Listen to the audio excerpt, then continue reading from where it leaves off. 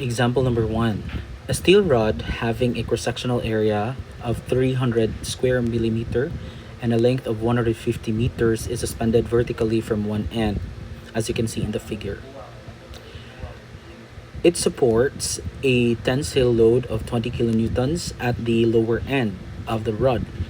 If the unit mass of the steel is 780 kilograms per cubic meter and modulus of elasticity is 200 gigapascal, find the total elongation of the rod. So, as you observe here, we're going to find the total elongation, although ang force nga itong makita is usara. Why is it total ang gipangayo? Because we're going to add the elongation caused by this 20 kilonewtons, and at the same time the rod has a weight nga 780 kilograms per cubic meter. It says in the problem, meaning kuha na to ang elongation due to its own weight and due to its load being applied. So here, first natong buhaton is i-prepare sa nato ang deformation due to 20 kilonewtons. So, I'm going to write here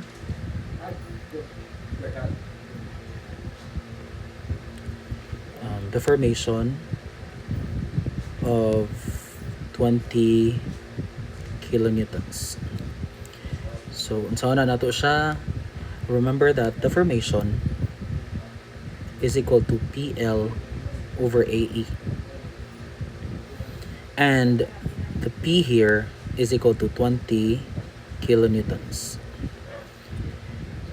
And then the material that the 20 kilonewton is applied has a length of 150 meters.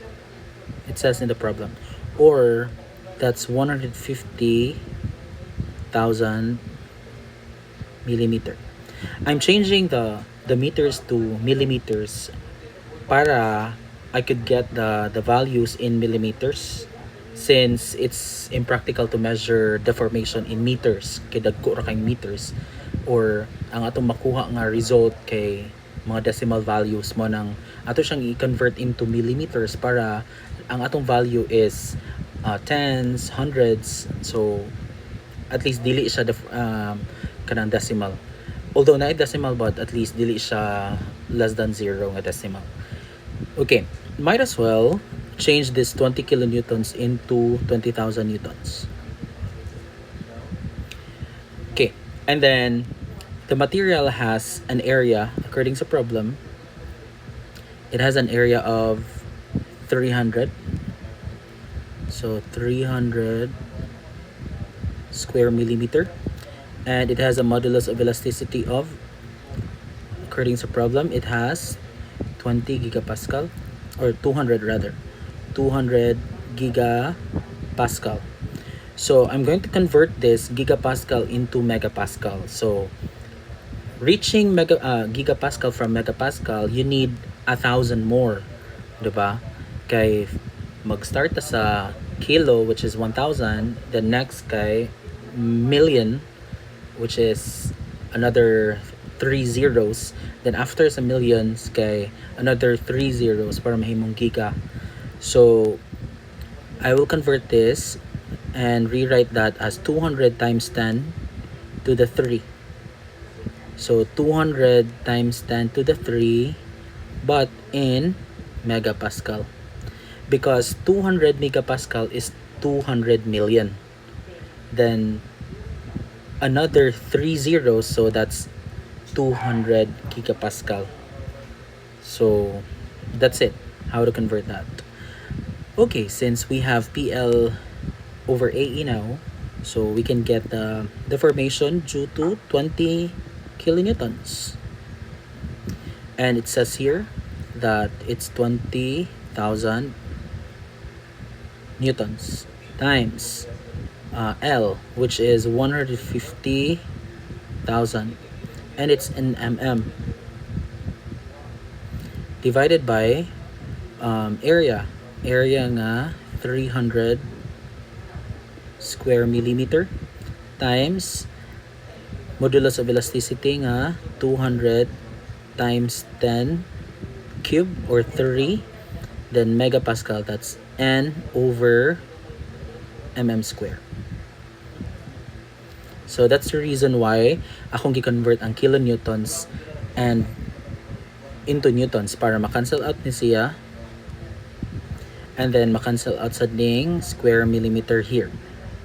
So ang ending, we will obtain a unit of mm, as what I have told you ganina. Okay, so the final answer, due to the 20 kilonewton, is 20 times 20 exponent 3, or 20,000 times 150 divided by 300 times 200 exponent 3.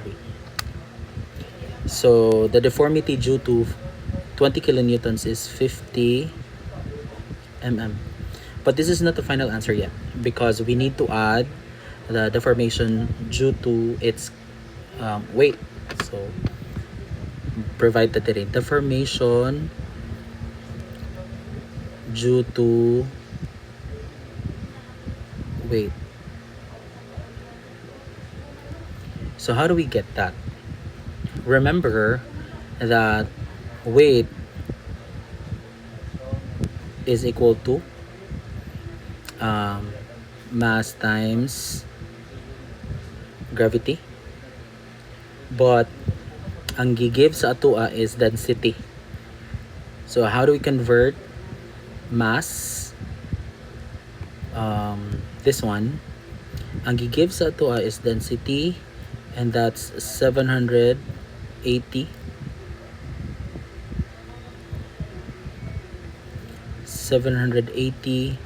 kilograms per cubic meter. So muna given, and then we wanted to convert kilograms into its force component. So I'm going to multiply that with 9.81 meter per second square para ang kilograms diri mahimong newtons. So it's going to be 780 times 9.81. So that's 7651.8. It's newton per cubic meter. So this time we're not going to use this anymore as density, as the specification of the material. Basically you will learn this from your fluid mechanics and your soil, and also you'll learn this in your construction testing and materials. Once mahimo siyang force, it's no longer density, but it's now a unit weight. So unit weight na ang atong gitawag ana niya, and then unit weight formula is weight over volume. As you observe that you have 7651.8 newtons. Nya kani siya, this is tarong lang nako. This is weight. Okay. Do we have unit weight? Yes, not a unit weight. Do we have volume? How do we get volume of the material? The material has a length of 150. No? Moniyahang length. Moniyang length ng 150, and then the material has a sectional area of 300. So how do we get the volume out of the length and its area?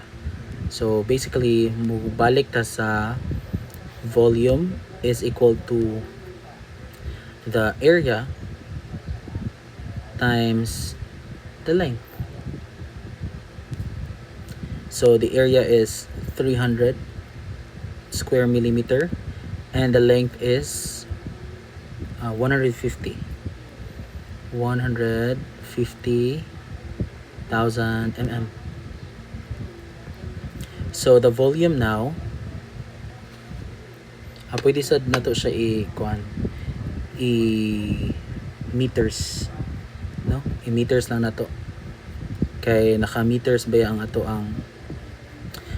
ang density na kana siya. So i-meters na to, and then we'll have 300 millimeters man ni siya square. I-convert sa nato na siya into meters. So there are 1000 mm in 1 meter. Since naka square man ato po di square, then multiply nato ang length, which is 150 meter. So this time we can now cancel out the area. Kani mahimo mo ni siyang square, so ma-cancel out na siya tungod ana.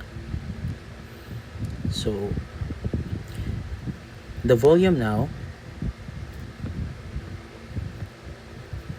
volume is 300 times 150 divided by 1000 square. That's 0.045 cubic cubic meter.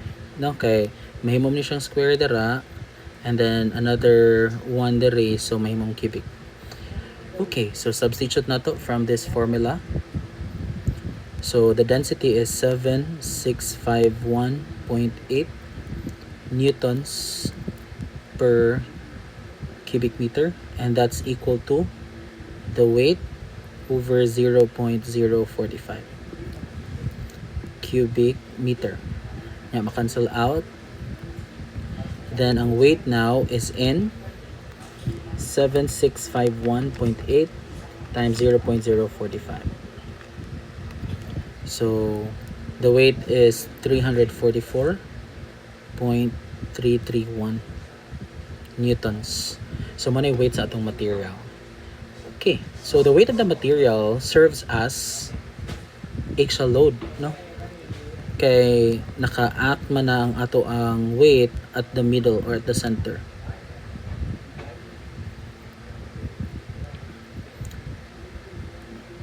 So diha ang ato ang weight. So axial force na ang atong weight. So since na naman tayo weight, we can now get the deformation. Deformation due to its weight is equal to PL over AE. And then, of course, understanding na to that the weight is always axial sa iyang body. So the P is equal to the W, and that's 344.331 newtons. And then the L is still the same, 150,000 mm. I'm using mm. And then the area is still the same, which is 300 square millimeter, and the modulus of elasticity is 200 gigapascal, or 200 times 10 to the 3 newton per square mm, or that's megapascal. Okay, so ito i-substitute. So it's going to be 344.331 newtons times 150,000 mm divided by 300 square millimeter times 200 times 10 cube over, times, or the unit, newton over mm square. This is in megapascal. So the unit here is still the same, mm. So the answer is 344.331 times 150,000 divided by 300 times 200 exponent 3 times 10 to the 3. So this is 0.861 mm. Okay, so makuha na nato ang total deformation. So total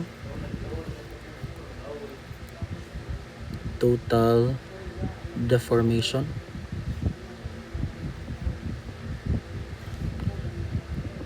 So the total deformation is the deformation due to the 20 newtons or kilonewtons plus the deformation due to its weight.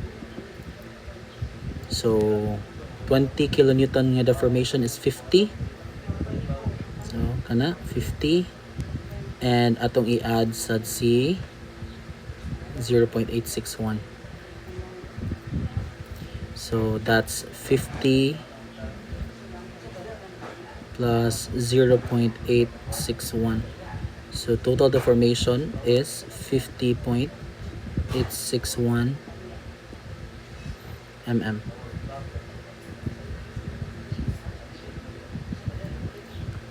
So that's our final answer.